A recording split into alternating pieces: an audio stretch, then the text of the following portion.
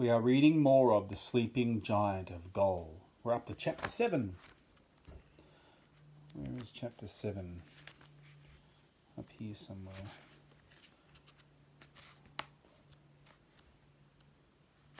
Chapter 7, The Powers of Sparr. That's it! We're doomed for sure, Max chittered, scurrying behind his friends. Then the Nin smiled, and his fat red face began to change. It went pale, and a long white beard grew from his chin. His warrior's armour shriveled away and became a long blue robe. "Galen," Kia said, "how did you get here?" The wizard motioned them into the shadows as he spoke. "The cave I saw was an old entrance to Goll. To avoid being captured, I pretended to be a Nin. My friends, it's worse than we thought. Sparr wants to raise Zor for one reason only." Kia trembled. "What reason?" "Ages ago, Zor came under the power of something called the Golden Wasp," Galen said. "Only the giant knows where it lies hidden." "The Golden Wasp!" the princess exclaimed. "One of Sparr's 3 powers." Eric, Neil and Julie shared a look. They all remembered the first time Galen told them about Sparr's 3 powers. They were magical objects the sorcerer created so that he could take over Droon. When Galen found out, he put a spell over them to change their shape. Now they were hidden. No one knew where. The first power was a jewel called the Red Eye of Dawn. It controlled the forces of nature. "What does this wasp thing do?" Neil asked. "The wasp is even more dangerous than the Eye of Dawn," Galen told them. "It controls the minds and thoughts of others." Neil snorted. "Ha! It won't control my mind." "Right," said Eric. "Only pizza does that, and ice cream and peanut butter and nachos." Neil frowned. "You're making me hungry." Julie turned to Galen. "What can we do?" But the wizard didn't answer. His eyes were filled with fear. "Look now," he said. Sparr stood over the giant's body. By the stars of Droon, rise, O ancient Zor, rise!" The ground began to rumble and quake. Then, all at once, the giant's huge arms burst up from the ground, sending rocks flying everywhere. His legs kicked suddenly, shattering the earth. Then Zor lifted himself out of his tomb. He struggled to his feet. His tremendous shadow fell over the valley. "Uh-oh," said Julie. "We have a problem." "A big problem," Max chirped. The dark eyes of the giant stared at the sorcerer beneath him. A simple lift of his foot would crush Lord Sparr in an instant, but Zor did not crush him. He knelt before Sparr and bowed his head to him.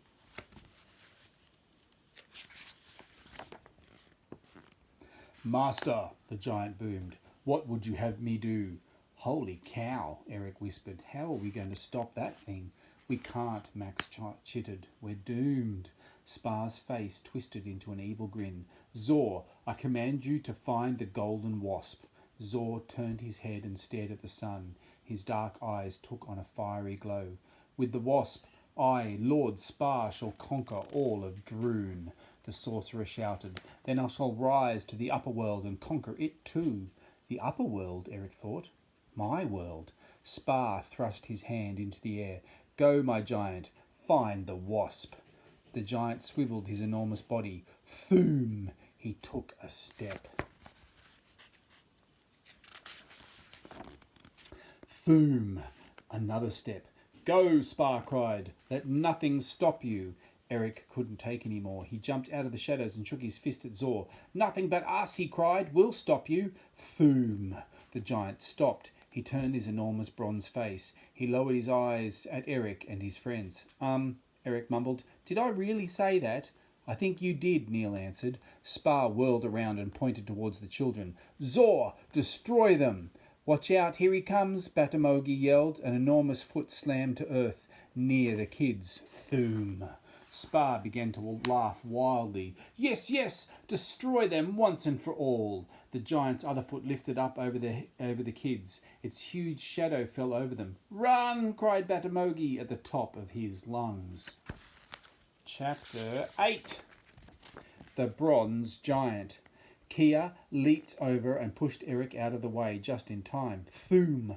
Zor's other foot slammed down. Then he stretched his giant arms towards Kia. No! Kia slid down the hill toward Zor. Suddenly another cry filled the air. It echoed down from the hills above. Hoo! The blue dragon, Neil shouted. The dragon swooped towards Zor, but the giant was swift. He pulled a huge ledge off the side of the hill, broke it in half, and heaved the chunks of rock at the dragon. Begone, you beast, Zor boomed. The dragon clawed at him, crying out noisily. Hoo-ha! Then it swooped down and clamped its jaw tightly on the giant's shoulder. Ah! Zor howled, flailing his arms and losing his balance. Wham! He fell back against the hill, sending a pile of rocks crashing into the valley below. Eric leaped out of the way, tumbling to the ground next to Neil. Did you say something about Panjabar being boring? Eric asked. Not me, Neil said, scrambling away. Just before Zoom's huge foot slammed down near him, Sparr's laughter turned to shouting. Galen, you have bothered me once too often. Prepare to meet your doom. His fingertips sizzled with red flame. The wizard scoffed. You haven't seen the last of me, Sparr. He sent a bolt of blue lightning shooting across the valley at the sorcerer. Kaboom! It exploded at Sparr's feet, knocking him into the dust. It's 2 against 1, Sparr, Kia cried. She followed the wizard's bolt with one of her own. Kaboom! Sparr fell once again. Together, the 2 wizards pushed Sparr deep into the remains of Zork's dark tomb. They followed him down into it, their blue light flashing up from the depths. The dragon kept up its fierce attack on Zor. Ah, the giant bellowed. He swatted the dragon. When it pulled back, he tried to stomp Neil and Julie, but they scurried out of the way. Can't catch us, Julie yelled. We're special. Whoo! The dragon circled the giant. It opened its jaws wide and breathed a blast of fiery blue flame. Zor shielded his face and stomped away from the children. Another blast of blue fire sent Zor reeling back even farther. The dragon is winning, Eric shouted. Then the sky above the valley burned red. Sparr flew up from the depths of the tomb to a high rock. He shot bolt after bolt of red lightning back down into the tomb, and from the tomb's darkness came a scream. It's Kia, Max cried. She's in trouble. The dragon turned in mid-flight. Its deep green eyes pierced the dusty air. Whoo! Eric stared at the large blue beast. Its eyes showed. What? Fear? And something else too. The dragon needs to help Kia, Eric called out. Come on, guys, let's keep Zor busy. Neil and Julie heaved rocks at the giant. Eric grabbed a nin shovel and began whacking Zor's huge feet. Bing, bang, bong. Hey, Neil shouted, your dream.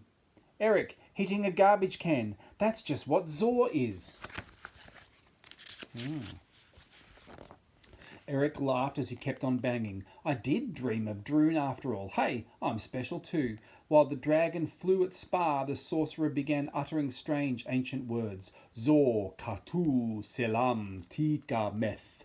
A red cloud swirled up from Sparr and shot across to Zor. The cloud was suckered into the amulet's crystal glowing red hot. Roar, the giant roared. Destroy the village! Destroy the village! Zor heaved his arms high in the air. He turned to the dust hills and began to climb. No, Batamogi cried. Oh, my poor people! Thump, thump. The earth quaked with each step. A thick cloud of dust poured over the kids. Eric shielded his eyes, but the dust stung him. I can't see anything, he said, stumbling. Julie rushed to him. Rub your eyes, Eric. He balled up his fists and rubbed his eyes to clear them. Thanks. Now let's get out of here.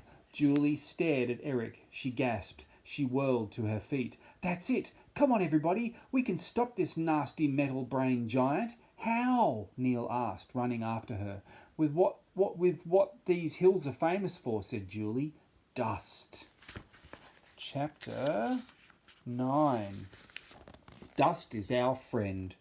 Thomp, thomp, the giant clomped up the hills towards Ubja village. Batamogi waddled as fast as his short legs could carry him, his whiskers curled in fear. I hope we can save my people. Julie raced next to him, her black helmet shining in the afternoon sun. We'll save them, don't worry. Wham, bam, Zor hurled boulders at the kids. Well, okay, worry a little, Julie said, pulling the king out of the way just as a boulder crashed nearby. They dashed through the pass and into the village before Zor got there. The Ubja were hiding in their homes. The kids rushed to the big wooden wheel. Batamogi ran to the control stick.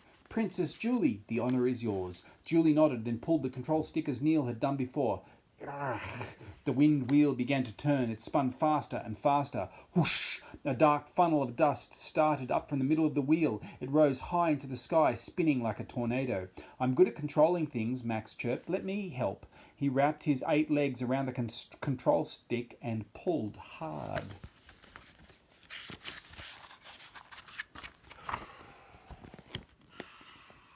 King Batamogi joined him. Whoosh! The dust funnel shot up the hillside. Then there he was, Zor. His giant bronze head peered between 2 peaks. He hoisted himself up and climbed through. Ah! He bellowed down at them. Just as he lifted his giant foot to stomp the village, the dust storm spun up at him. Zor raised his giant arms in front of his face. He backed away, pawing at the spinning wind. He can't see, Eric said. It's working. Zor backed up the summit to the highest hill. He shielded his eyes with one hand and swatted the brown spinning air with the other. Still the dust storm came at him. Zor stepped backward once more.